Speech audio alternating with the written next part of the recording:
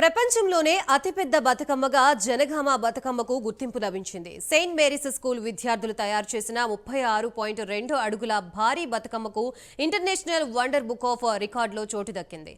గతంలో ఉన్న 31 అడుగుల బతుకమ్మ రికార్డుని బ్రేక్ చేసింది. స్కూల్ యాజమాన్యానికి సర్టిఫికెట్ అందించి సన్మానించారు వండర్ బుక్ ఆఫ్ రికార్డు సభ్యులు.